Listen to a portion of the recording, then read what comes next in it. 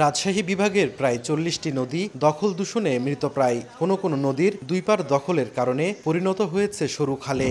বারনয় ও বড়াল নদীর নাম যেন ভুলতে বসেছে রাজশাহীবাসী। নগরীর কোল ঘেঁষে বয়ে যাওয়া পদ্মা নদীর পার দখল করে শত শত স্থায়ী ও অস্থায়ী দোকানপাট গড়ে উঠেছে। এছাড়া শহরের ময়লা ও দূষিত পানি খালের মাধ্যমে ছড়িয়ে পড়েছে গ্রামাঞ্চলে।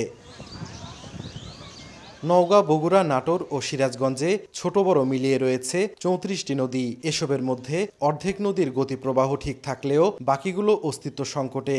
বেশিরভাগই দখল দূষণ ও নিয়মিত ড্রেজিং না করার কারণে হারিয়েছে নাব্য। কলকারখানার বর্জ্যে দূষিত হচ্ছে ভদ্রাবতী, ভাদাই, নন্দকুজা ও নারদ নদীর পানি। দূষিত পানি সব নামছে, কোম্পানির এই সেই আবর্জনা পানি। কলকারখানা করার কারণে ওই পানির লাইনগুলো এই নদীর সাথে দেওয়ার কারণে পানিগুলো দূষিত হয়ে গেছে। নদী তো নাই, জায়গা জায়গা নদী নাই, দখল যার যে সীমানা চাই দখল করে নিয়েছে। অবশ্য নদী পারে অবৈধভাবে স্থাপনা গড়ে তোলার কথা স্বীকার করেছেন দখলদাররা। কর্ম করে খাই, তা আমরা বেকার ছেলে কোথায় যাব? কোনো পথ নাই, ওর জন্য করে খাচ্ছি। এজন্য সরকারের অবহেলা ও অপরিকল্পিত প্রকল্প গ্রহণকে দায়ী করেছেন বিশেষজ্ঞরা। এক বর্ষা আসলে পরেই যেটুকু খনন করেছে ওই মাটি এসে আবারও তার তলদেশে ভরাট হয়ে গেছে।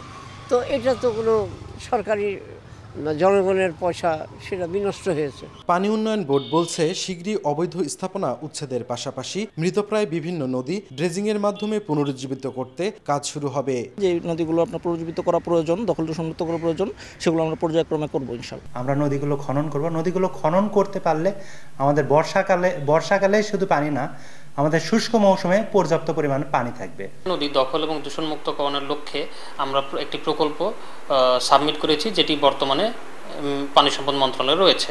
পানি উন্নয়ন বোর্ডের তথ্য মতে রাজশাহী বিভাগের ৪ জেলায় ৬টি নদীর অস্তিত্ব ফিরিয়ে আনতে প্রায় ১,২০০ কোটি টাকা ব্যয়ে একটি প্রকল্প মন্ত্রণালয়ে পাঠানো হয়েছে।